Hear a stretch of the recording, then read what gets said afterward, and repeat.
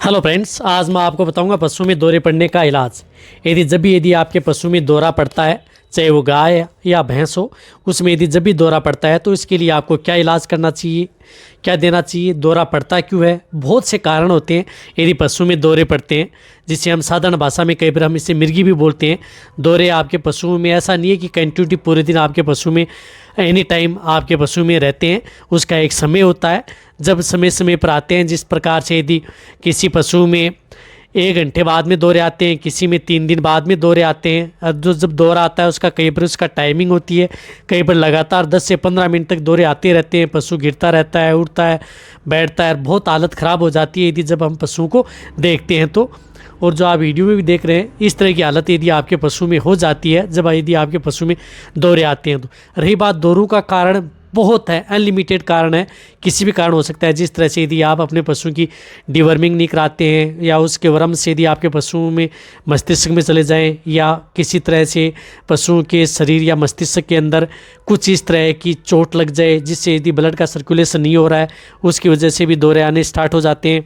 साथ साथ कई बार यदि आपका पशु में न्यूरो से संबंधित कोई दिक्कत हो जाती है, उसकी वजह से भी आपके पशु में दौरे आने स्टार्ट हो जाते हैं। कई बहुत इस तरह के कारण होते हैं जिसकी वजह से आपके पशु में दौरा आना स्टार्ट हो जाता है। लेकिन दौरे के सिम्टम्स आपको सेम देखने को मिलते हैं। जिस तरह से आपको वीडियो में भी दिख रहे होंगे, इस तरह के सिम्टम्स आप अपने पशुओं में जब भी दौरा आता है तो ये देखने को मिलते हैं। यदि जब भी दौरा आता है तो पशु में बहुत ही ज़्यादा हालत ख़राब हो जाती है, दयनीय स्थिति हो जाती है, देखा भी नहीं जाता। कई बार तो ऐसा लगता है कि उसके पास जाया भी नहीं जाता कि कैसे ट्रीटमेंट करें। फिर भी इस तरह की यदि स्थिति है तो आपके पास यदि नज़दीक यदि कोई पशु चिकित्सक है तो उससे ज़रूर संपर्क करें और उसका इलाज करवाएं। ऐसा नहीं है कि दौरों का इलाज, सीजर्स जिसे हम सीजर्स बोलते हैं, इसका इलाज हो जाता है, लेकिन समय ज़रूर लगता है। और इसका ऐसा भी नहीं है कि इसका परमानेंट यदि परफेक्ट इलाज हो जाए, लेकिन यदि आप सही ट्रीटमेंट करवाएंगे, सही तरीके से यदि आप कराएंगे तो आपके पशुओं का इलाज हो जाता है। जो हमने कई बार फील्ड में इस तरह के रोगों का इलाज किया भी है। तो इसमें किस तरह का इलाज किया जाता है, जो आपको मेरी टेबल के ऊपर दिख रहा है। यदि आपके पास नज़दीक यदि पशु चिकित्सक हो तो उनके द्वारा आप इस तरह का इलाज करवाएं, तभी आपका पशु ठीक हो पाएगा। जो जितना ट्रीटमेंट है वह ट्रीटमेंट आप अपने पशुओं पर करवाएंगे तभी रिजल्ट मिलेगा। देखो, सबसे पहले तो मैं आपको बताना चाहता हूँ कि यदि आपके पशु में इस तरह की यदि दिक्कत हो जाती है तो उसमें एक एंटीबायोटिक इंजेक्शन के तौर पर आपको जिस तरह से दिख रहा है लाइकासिटिन इंजेक्शन, ये दिख रहा है, जिसके अंदर साल्ट है क्लोरफेनिकोल, सोडियम सक्सिनेट इंजेक्शन, ये 3 ग्राम इंजेक्शन उस पशु को लगाया जाता है। ये इंजेक्शन के पशु को जिस प्रकार से यदि आपके पशु में दिक्कत हो गई है तो जो कि इस तरह के पाउडर के रूप में ये इंजेक्शन आता है, तो इस इंजेक्शन को डिस्टिल वाटर के साथ घोल करके लगाया जाता है। लेकिन एक वार्निंग देना चाहता हूं कि जो ये इंजेक्शन है शेड्यूलाइज्ड ड्रग्स है, तो ये इंजेक्शन यदि आपके पास नज़दीक वेटरनरी डॉक्टर है तो उनकी सलाह के द्वारा ही लगाएं, क्योंकि इस तरह के इंजेक्शन पशु में सही डायग्नोसिस करके ये इंजेक्शन लगाए जाते हैं। ऐसा नहीं है कि आप कैसे भी उठा करके इस एंटीबायोटिक इंजेक्शन का प्रयोग कर सकते हैं। ये सिर्फ आपका वेटरनरी डॉक्टर ही इस तरह के एंटीबायोटिक इंजेक्शन का प्रयोग इंट्रामस्कुलर, इंट्रावेनस व सबका तीनों रूट से लगता है। किसी भी विधि से आपका पशु चिकित्सक इस इंजेक्शन को लगा सकता है। ये इंजेक्शन भी उस पशु को लगातार 3 दिन तक प्रयोग किया जाता है। साथ में उस इंजेक्शन को जिस प्रकार से मिथाइल कोबालामिन है, जो विटामिन इंजेक्शन है, इस मिकोवेटक्सल, इस इंजेक्शन का प्रयोग किया जाता है। बहुत ही अच्छा रिजल्ट इस इंजेक्शन का मिलता है। इस इंजेक्शन को भी 15 ml से लेकर के 20 ml इंट्रामस्कुलर व इंट्राविनस। रही बात ये इंजेक्शन यदि आप इंट्राविनस प्रयोग करेंगे तो आपको ज़्यादा अच्छा रिजल्ट देखने को मिलेगा।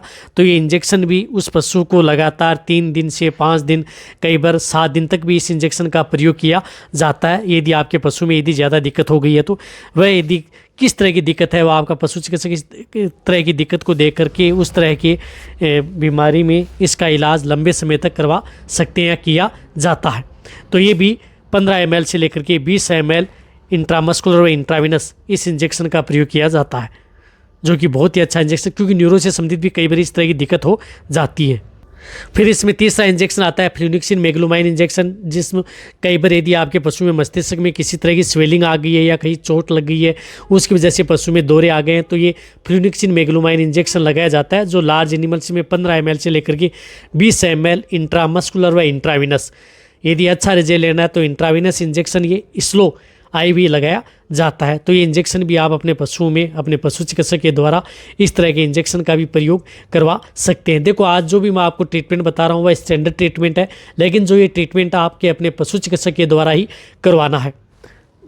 तो इस इंजेक्शन का भी प्रयोग इस तरह की बीमारी में लगातार 2 से 3 या 3 से 4 दिन इस तरह के इंजेक्शन का प्रयोग किया जाता है। साथ में इस तरह की बीमारी में vitamin A, D3, E and biotin injection जिस प्रकार से V5 इंजेक्शन आता है, ये 5 ml इंट्रामस्कुलर इस इंजेक्शन का प्रयोग करवाएं। ये भी इंजेक्शन लगाया जाता है। यदि आपके पशु में इस तरह की दिक्कत है तो इसमें ये इंजेक्शन भी एक दिन छोड़ करके एक दिन इस तरह से 3 दिन आप 3 दिन इस 3 बार इस इंजेक्शन का प्रयोग करवाएं। लेकिन ये इंजेक्शन आप 48 घंटे के अंतराल में आप उस पशु को लगवा सकते हैं। ये ओनली ऑन इंट्रामस्कुलर ये इंजेक्शन लगाया जाता है। इस इंजेक्शन का बहुत ही बड़ा रोल इस तरह की बीमारी में होता है। कई बार क्या हो जाता है कि पशुओं में जिस प्रकार से मैग्नीशियम की डेफिशिएंसी हो जाती है ब्लड के अंदर, या किसी तरह कैल्शियम है या अदर जो एलिमेंट्स हैं उस तत्व की कमी के कारण भी आपके पशु में दौरे आना स्टार्ट हो जाते हैं। ज़्यादा मिर्गी के अंदर यदि आपका पशु कन्वर्ट हो जाता है, दौरे आना जैसे पागलों की तरह कर रहा है, तो उसमें मैग्नीशियम डेफिशिएंसी हो सकती है। तो आप उसमें माइफेक्स बोतल भी आप चढ़वा सकते हैं। लेकिन माइफेक्स का प्रयोग बहुत ही IV स्लो, इसमें बहुत समय लगता है। ऐसा नहीं है कि तुरंत आप हार्ड चढ़ाएं, बहुत फास्ट चढ़वाएं, बिल्कुल भी नहीं, धीरे धीरे चढ़ाएं, वरना आपके पशु में वैसे भी शॉक लग सकता है। तो इस तरह की जो कैल्शियम, मैग्नीशियम, बोरोग्लूकोनेट या अदर जो साल्ट के जो इंजेक्शन आते हैं जिन्हें IV लगाए जाते हैं, इनको बहुत ही सावधानीपूर्वक प्रयोग करना चाहिए। वैसे माइफेक्स के बारे में मेरे चैनल पर डिटेल से वीडियो बनी हुई है, हर इंजेक्शन के बारे में डिटेल से वीडियो बनी हुई है कि इनको किस विधि से किस तरह से लगाया जाता है, वो भी आप मेरे चैनल पर जाकर के देख सकते हैं। लेकिन ये इंजेक्शन भी यदि आपको लगे कि ये इंजेक्शन माइफेक्स से यदि प्रयोग कराना है तो भी आप उस तरह के पशु में अपने पशु चिकित्सक के द्वारा ये माइफेक्स का भी प्रयोग करवा सकते हैं। ये 450 ml एक साथ लगवानी है, इससे ज़्यादा एक साथ आप उस पशु में प्रयोग ना करवाएं, यानी ज़्यादा ओवरडोज भी उस पशु को नहीं लगनी चाहिए।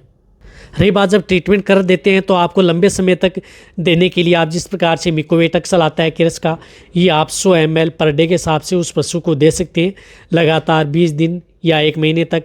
यदि मिकोवेटक्सल नहीं मिल रही है तो उसकी जगह आप जिस प्रकार से ये मैनकाइंड की आती है न्यूरोकाइन प्लस वेट, इसका भी प्रयोग कर सकते हैं। ये भी आप 100 ml दे सकते हैं 100 ml पर डे के हिसाब से।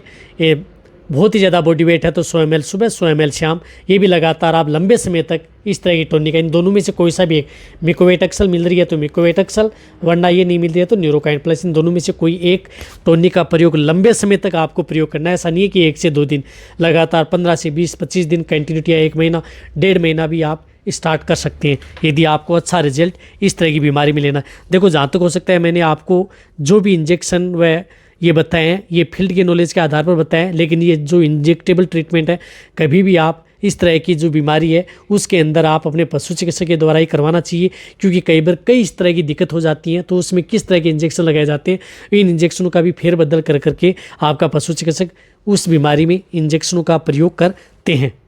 रही बात इस चैनल पर आपको बहुत ही सही सटीक जानकारी के साथ वीडियो दी जाती है, तो इस वीडियो को जितना हो सकता है पशुपालक वेटरनरी असिस्टेंट है उनके साथ शेयर करें और इसी तरह से आप मेरी वीडियो देखते रहें, इसी तरह से आप मेरे को प्यार देते रहें। थैंक्स, धन्यवाद।